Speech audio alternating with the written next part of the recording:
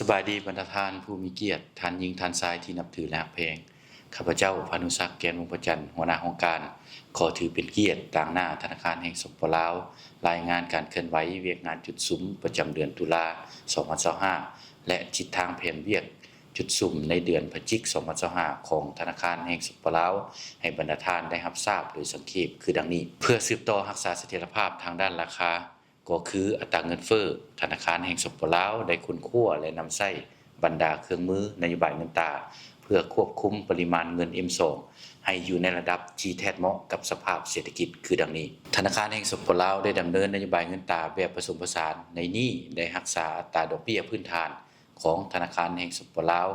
อยู่ในระดับ9%ต่อปีสืบต่อรักษาอัตราส่วนเงินเฮฝากบังคับที่ระดับ8%สำหรับสกุลเงินกีบและ11%สำหรับสกุลเงินตราต่างประเทศสืบต่อสุกยู่การขยายตัวของตลาดเปิดให้มีการเคลื่อนไหวที่แข็งแรงกว่าเก่าโดยสืบต่อออกและจำหน่ายพันธบัตรธนาคารแห่งสปปลาวระยะ7วัน1เดือน3เดือนและ6เดือนเพื่อดัดปรับสภาพคล่องส่วนเกินของธนาคารธุรกิจอยู่ธนาคารแห่งสปปลาวสืบต่อจะตั้งปฏิบัติการรวมศูนย์บัญชีคลังเงินอยู่ธนาคารแห่งสปปลาวสืบต่อเพิ่มทวีคอร์ดประสานงานกับกระทรวงเกี่ยวข้องโดยเฉพาะกระทรวงอุตสาหกรรมและการค้าและกระทรวงป้องกันความสงบเพื่อค้นคว้ามาตรการคุ้มครองราคาสินค้าโดยการกำหนดรายการสินค้าเพื่อกำหนดโครงสร้างราคาสินค้าที่กระทบต่อการดำรงชีวิตและอัตราเงินเฟ้อและเพื่อแลกเปลี่ยนข้อมูลข่าวสารพร้อมทั้งร่วมกันซอกหาวิธีป้องกันและแก้ไขการออกข่าวที่จะมีผลเฮ็ดให้อัตราแลกเปลี่ยนที่มีการหนิ่งติงไว้ให้ทันสภาพการนอกจากนี้ธนาคารแห่งสปปลาวได้สืบต่อปฏิบัตินโยบายอัตราแลกเปลี่ยนตามกลไกตลาดที่มีการคุ้มครองของรัฐด้วยการกำหนดอัตราอ้างอิงให้มีความเหมาะสมคุ้มครองและติดตามการเคลื่อนไหวของตลาดแลกเปลี่ยนเงินตราต่างประเทศเพื่อเป็นเครื่องมือในการดุลเดียงเงินตราต่างประเทศอยู่ในสังคม 2. การคุ้มครองเงินตราต่างประเทศธนาคารแห่งสปปลาวได้สุ่มใส่ค้นคว้าและประเมินคืนบรรดานิติกรรมที่ติดพันกับการคุ้มครองเงินตราต่างประเทศและได้ชี้แจงต่อการเสนอของประชาชนผ่านสายด่วนสภาแห่งชาติติดพันกับการนำใช้เงินกีบในการสมรรถสร้างเพื่อยกสูงคุณค่าของเงินกีบ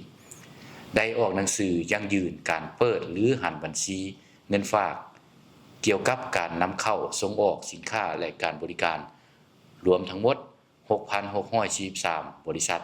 ในนั้นได้เปิดหรือหันบัญชีตัวจริงแล้ว 4,614 บริษัทเป็นจำนวน 11,726 บัญชีนำธนาคารธุรกิจ 32 แห่งฮอดเดือนตุลา2025ธนาคารแห่งสปปลาวสามารถคุ้มครองรายรับจากการส่งออกผ่านระบบธนาคารได้ 72.46 ส่วนห้อยของการส่งออกทั้งหมดพร้อมกันนี้ได้แจ้งเตือนบางธนาคารธุรกิจเกี่ยวกับการจัดตั้งปฏิบัติเวียกงานคุ้มครองรายรับเงินตราต่างประเทศจากการส่งออกสินค้าและการบริการได้ยังยืนทุนนำเข้าจากผู้ลงทุนต่างประเทศ26เทื่อบริษัทเป็นจำนวน147.25 ล้านดอลลาร์สหรัฐเทียบเท่าได้สำเร็จการเปิดบัญชีเกี่ยวกับการลงทุนให้ผู้ลงทุนต่างประเทศจำนวน35บัญชีนอกจากนี้ได้สืบต่อปรึกษาหารือกับกระทรวงอุตสาหกรรมและการค้าในการกาเกี่ยมเสื่อมต่อระบบบริหารกระแสเงินตราต่างประเทศ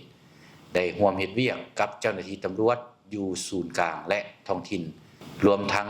สาขาของธนาคารแห่งสปปลาวประจำภาคเพื่อทบทวนการจัดตั้งปฏิบัติเวียกงานกวดกาธุรกรรมเงินตราต่างประเทศและวางทิศทางแผนการในต่อหน้า 3. การจัดตั้งปฏิบัติ2นโยบายสินเชื่อในนโยบายสินเชื่อเพื่อกระตุ้นเศรษฐกิจนับแต่เดือนมังกรถึงตุลา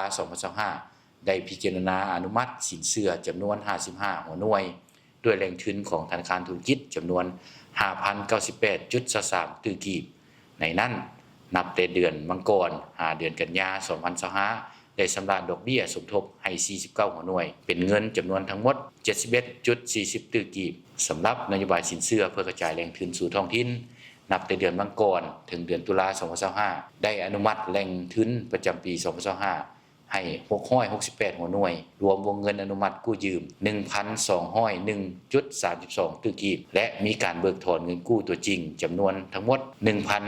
1,126.20 ตื้อกีบผ่านการจัดตั้งปฏิบัติตัวจริงเห็นว่าสามารถตอบสนองการผลิตภายในเพื่อทดแทนการนำเข้าได้จำนวนหนึ่งโดยเฉพาะแม่นเนื้อสัตว์ไข่ปลา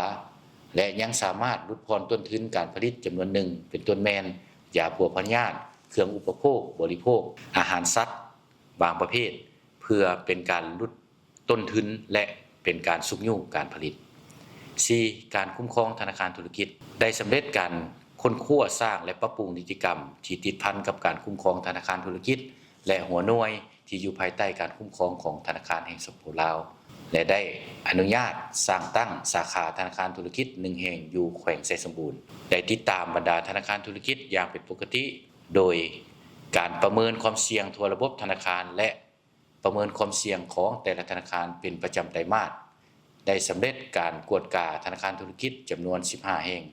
ผ่านการกวดกาตัวจริงเห็นว่าธนาคารธุรกิจส่วนหลายสามารถปฏิบัติระเบียบความมั่นคงที่ธนาคารแห่งสปปลาววางออกได้ดีสมควร 5. การคุ้มครองสถาบันการเงินที่บ่แม่นธนาคารได้มีการค้นคว้าสร้างและปรับปรุงนิติกรรมขั้นต่างๆที่ติดพันกับเวียงงานดังกล่าวได้อนุญาตให้สถาบันการเงินจุลภาคที่รับเงินฝากดำเนินธุรกิจ1แห่งได้ยกเลิกสหกรณ์สินเชื่อและเงินฝากประหยัด1แห่งออกแจ้งเตือน1ครั้งต่อบริษัทเช่าสินเชื่อ1แห่งที่บ่ปฏิบัติการแก้ไขข้อคงค้างผลการกวดกาในปี 2023 หา 2024 6. การคุ้มครองระบบการชำระธนาคารแห่งสปปลาวได้อนุญาตให้ธนาคารธุรกิจ2แห่งและบริษัท1แห่งให้บริการชำระและผลิตภัณฑ์การให้บริการชำระ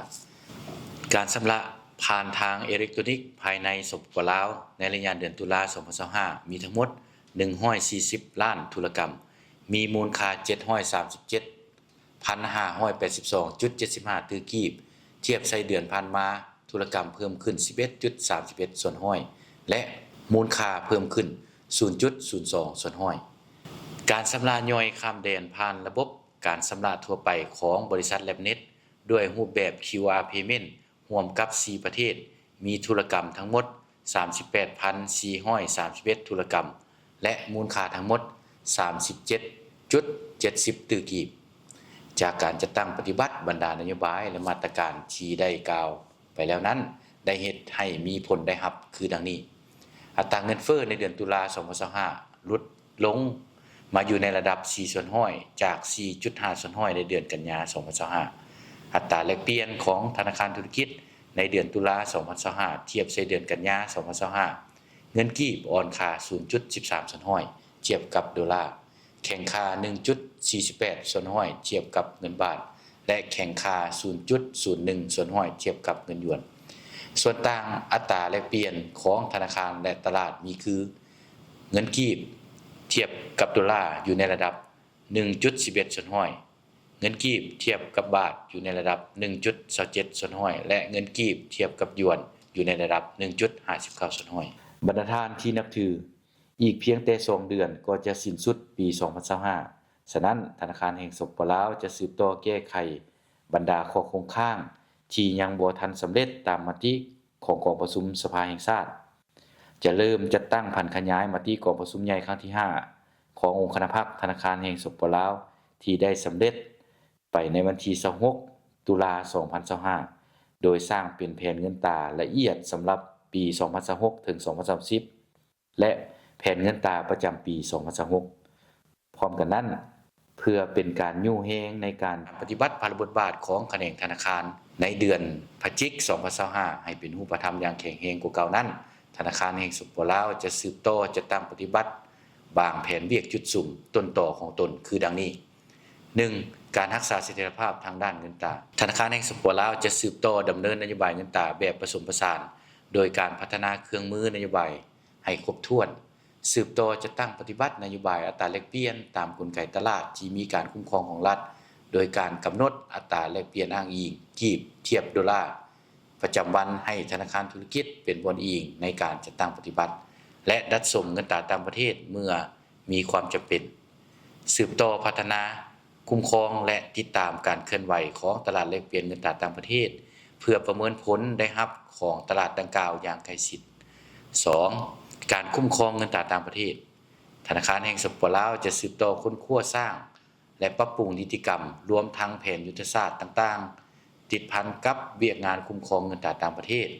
เคียงคู่กับการสืบต่อพัฒนาระบบการคุ้มครองเงินตราต่างประเทศเพื่อเป็นเครื่องมือคุ้มครองติดตามและกวดกาการเคลื่อนไหวธุรกรรมเงินตราต่างประเทศของทุกภาคส่วนไปเคียงคู่กับการประเมินการจัดตั้งปฏิบัติบรรดานิติกรรมที่ได้ประกาศใช้ในระยะผ่านมาให้มีความคล่องตัวและแทนเหมาะกับสภาพการตัวจริงให้หลายขึ้นสืบต่อเผยแพร่กฎหมายและนิติกรรมเคียงคู่กับการโฆษณาส่งเสริมการนำใช้เงินกีบเพื่อปลุกระดมสังคมให้ยกสูงคุณค่าของเงินกีบและหันการคุ้มครองทุกแหล่งเงินตราต่างประเทศเข้าสู่ระบบธนาคารให้หลายขึ้นกว่าเก่าสืบต่อประสานสมทบกับแขนงการเกี่ยวข้องอยู่ขั้นศูนย์กลางและขั้นท้องถิ่นเพื่อติดตามกระแสเงินตราต่างประเทศจากการนำเข้าส่งออกยั่งยืนการนำเข้าทุนจากต่างประเทศมาลงทุนอยู่สปปลาวรวมทั้งการนำใช้เงินตราต่างประเทศอยู่สปปลาวการแลกเปลี่ยนนอกระบบและค้นคว้าแนวทางแก้ไขเมื่อพบเห็นปรากฏการณ์ย่อท่อให้สั้นสภาพการบรรดาท่านที่นับถือและแพงทั้งหลายทั้งหมดนั้นแม่นการรายงานสภาพการเคลื่อนไหวเวียกงานจุดซุ้มของธนาคารแห่งสปปลาวในระยะเดือนตุลาและบางทิศทางแผนเวียกจุดซุ้มในเดือนพฤศจิกายน 2025 โดยสังเขปบรรดาท่านที่นับถือการนำใช้สื่อสังคมออนไลน์ในปัจจุบันเห็นว่ามีปรากฏการณ์ฉ้อโกงทางการเงินที่แพร่หลายฉะนั้นจึงขอเรียกร้องให้ทุกคนในสังคมจงยกสูงสติระวังตัวพร้อมทั้งเอาใจใส่ศึกษาข้อมูลเกี่ยวกับรูปแบบการโกงแบบใหม่อย่างละเอียดถี่ถ้วนเพื่อบ่ให้ตกเป็นเหยื่อของกลุ่มคนที่บ่ดีมาวันนี้ต่างหน้าธนาคารแห่งสปปลาวข้าพเจ้าขอแสดงความรู้บุญคุณและขอบใจเป็นอย่างสูงมายังท่านทั้งหลายที่ได้สละเวลามีค่าของท่านให้ความสนใจและเอาใจใส่ประกอบส่วนสนับสนุนช่วยเหลือในด้านต่างๆต่อแขนงธนาคารของพวกเราหวังเป็นอย่างยิ่งว่าบรรดาท่านจะนำเอาข้อมูลข่าวสารที่ได้รับทราบจากการรายงานไปแล้วนั้นสืบต่อเผยแพร่สื่อสารให้กับสังคมและภาคส่วนที่เกี่ยวข้องได้รับทราบในแต่ละประเด็นตามความเหมาะสมมาฮอดนี้ต่างหน้าธนาคารแห่งสปปลาวข้าพเจ้าขออวยพรไสประเสริฐแด่บรรดาท่านทั้งหลายจงมีสุขภาพแข็งแรงมีความสุขความเจริญในชีวิตส่วนตัวและครอบครัวปฏิบัติหน้าที่เวียกงานที่ได้รับมอบหมายให้มีผลสำเร็จอันใหม่ที่ใหญ่หลวงกว่าเก่าขอขอบใจ